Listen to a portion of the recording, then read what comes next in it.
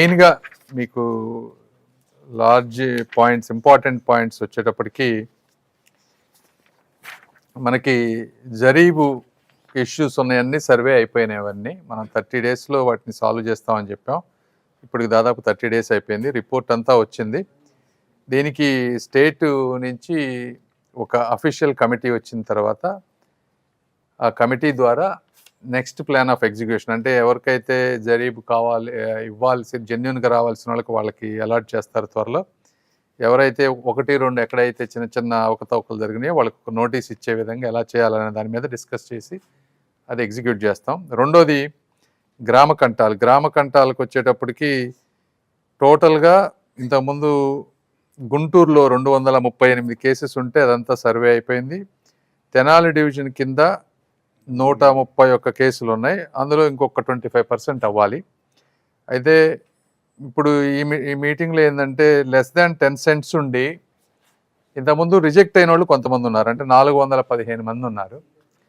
వాళ్ళవి కూడా మొన్న ఏమనుకున్నామంటే అబౌవ్ 10 సెంట్స్ వాళ్ళే సర్వే చేద్దాం అనుకున్నాం. ఇప్పుడు కొంతమంది ఎమ్మెల్యే గారు వీళ్ళందరూ ఉండి లెస్ దాన్ 10 సెంట్స్ ఉండి రిజెక్ట్ అయిన వాళ్ళు ఉన్నారు 415 మంది, అవి కూడా చేయమన్నారు. సో దాని గురించి ఇంకొక 2 వీక్స్ పట్టేటట్టుంది టైం గ్రామ కంటాలది. తర్వాత నిన్న 400 kV లైన్స్ రీరూటింగ్ దగ్గర కొంతమంది రైతులు వాళ్ళు వచ్చి అబ్జెక్ట్ చేశారు. అంటే ఇది అందరికీ తెలియాల్సిన విషయం. ఆ రైతులు 2013లో ల్యాండ్ ఇచ్చారు, అంటే క్యాపిటల్ ఇదంతా అవ్వక ముందు ఇచ్చినటువంటి ల్యాండ్ అది. వాళ్ళు అనేది ఏంటంటే తర్వాత క్యాపిటల్ వచ్చినా కూడా మేము ఈ మధ్యనే ఇచ్చాము, ఆ ట్రాన్సిషన్లో ఇచ్చాం కాబట్టి మాది కూడా ల్యాండ్ పూలింగ్ కింద కన్సిడర్ చేయమంటారు. ఏంటంటే అధికారులు ఎంత ప్రయత్నించినా కూడా అది అయ్యేటువంటి పరిస్థితి కాదు. సుప్రీంకోర్టులో కేసు ఉంది. సుప్రీంకోర్టు కనుక జడ్జిమెంట్ వాళ్ళకి ఫేవర్గా ఇస్తే తర్వాత వాళ్ళకి కావాల్సినటువంటి ల్యాండ్ ఇస్తాము. ప్రస్తుతం ఉన్న పరిస్థితుల్లో మనం ఇవ్వలేము. కాబట్టి మీరు ఆ పనులకు అడ్డుపడొద్దు. ఎందుకంటే ఆ ఏరియాలో ఈ 400 kV లైన్ అవ్వకపోతే అదంతా డిస్టర్బ్ అవుద్దంటే వాళ్ళందరూ కూడా ఒప్పుకున్నారు. మేము కూడా వాళ్ళకి ఎంత సహాయం చేయాలో అంత, అక్కడ సుప్రీంకోర్టులో కేసు ఉంది కాబట్టి ఢిల్లీ లెవెల్లో నేను కానీ ఇక్కడ ఉన్నటువంటి అధికారులు కానీ నారాయణ గారు వీళ్ళందరూ హెల్ప్ చేస్తామని చెప్పాం. తర్వాత నెక్స్ట్ ఐటమ్ వచ్చేటప్పటికి రోడ్ హిట్స్లో లాస్ట్ టైం మనం ఇంపాక్ట్ అసెస్మెంట్ చేసినప్పుడు దాదాపుగా ఒక 150 commercial west to south west, south to south west ఒకటి, large road, small road hit ఇవన్నీ ఒక 150 వచ్చినాయి. ఆ 150కి ఫస్ట్ ఎయిదర్ ఫార్మర్ కన్నా కానీ ఒక ఆల్రెడీ ఫార్మర్ చేతిలో ఉంటే వాళ్ళు రిజిస్టర్ చేసుకోవచ్చు ఈ 150 వరకు. కాబట్టి ఇది డైరెక్షన్ వచ్చేస్తుంది. మీరు ఎవరైనా సరే రైతులు ఈ లిస్ట్లో ఉంటే గ్రీవెన్సెస్లో ఇప్పటివరకు మాకు ఒక 80 గ్రీవెన్సెస్ ఎన్నో ఉన్నాయి, వాళ్ళందరూ వచ్చి రిజిస్టర్ చేసుకోవచ్చు ఈ విషయంలో, రోడ్ హిట్స్ విషయంలో. ఈ 2 కాకుండా ఇంకో కొత్త 2 తీసుకొచ్చారు రోడ్ హిట్స్ విషయంలో. ఒకటి డివైడర్ ఉన్నా కూడా రోడ్ హిట్ కింద పరిగణించమన్నారు. రెండోది లార్జ్ ప్లాట్ ఉండి ఒక 5% ప్లాట్ 10 అడుగులో ఏదన్నా అది రోడ్ హిట్ అయినా కూడా అది కూడా మమ్మల్ని కన్సిడర్ చేయమని మళ్ళీ ఈ మధ్య అడిగారు.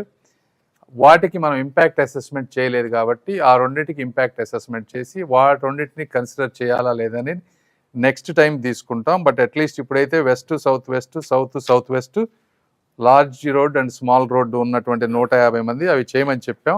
ఈ ఇష్యూ ఇంతటితో క్లోజ్ అవుతుంది. ఇవి కాకుండా ఇంకా వేరే వాస్తులేమి ఇంక ముందు కన్సిడర్ చెయ్యం ఇప్పటివరకు అడిగినవి తప్పించి, కాబట్టి అది అర్థం చేసుకోవాలి. అదేవిధంగా ఉండవల్లి లేఅవుట్లో మొన్న కొంత స్మాల్ ఇష్యూ అయిందని చెప్పారు. వాళ్ళ రైతులు వాళ్ళ వాదనలు చెప్పారు, సిఆర్డీ అధికారులు వాళ్ళ వర్షం చెప్పారు. ఏదేమైనప్పటికీ భార్గవ్ తేజ గారు నెక్స్ట్ షెడ్యూల్ 30వ తారీఖు లాటరీ ఉంది ఈ ప్రాసెస్లో.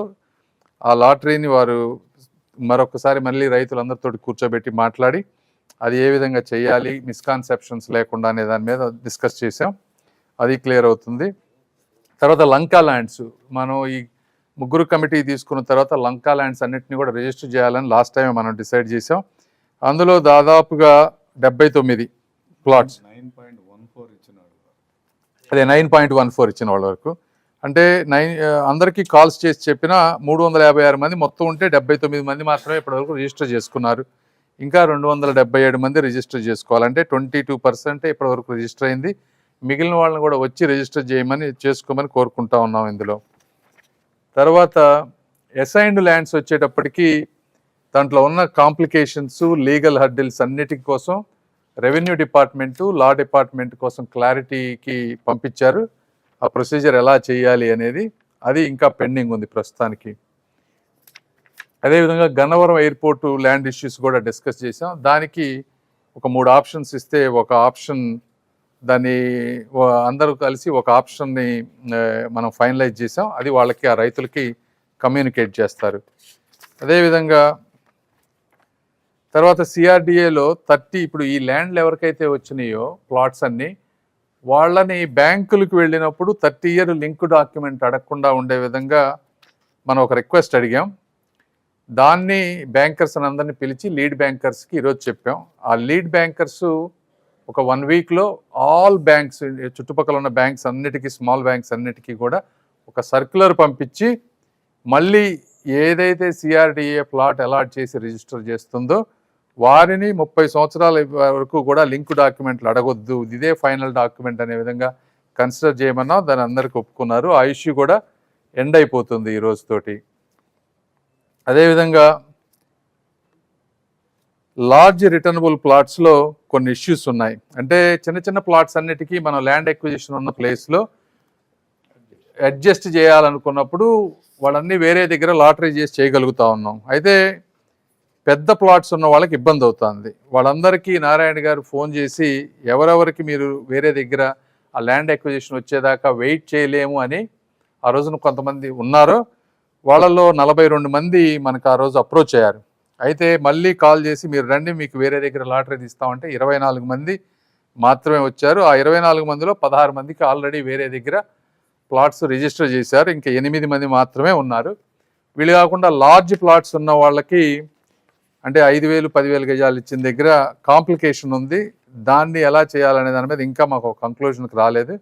అది కూడా వర్క్ చేస్తూ ఉన్నాం. అదేవిధంగా మిగిలిన ల్యాండ్ ఎక్విజిషన్ ఎవరైతే ఇవ్వలేదో వాళ్ళందరితోటి ఇంకొకసారి ఈ వారంలో వాళ్ళందరూ వచ్చారు. ఈ మధ్య ఎమ్మెల్యే గారు నేను మాట్లాడి దాన్ని ఎట్లా చేయాలో చేసి ఒకవేళ మళ్ళీ కుదరకపోతే జనవరి 1st వీక్లో కానీ ఎట్లా ల్యాండ్ ఎక్విజిషన్ నోటీస్ ఇవ్వాలనేది ఆలోచన.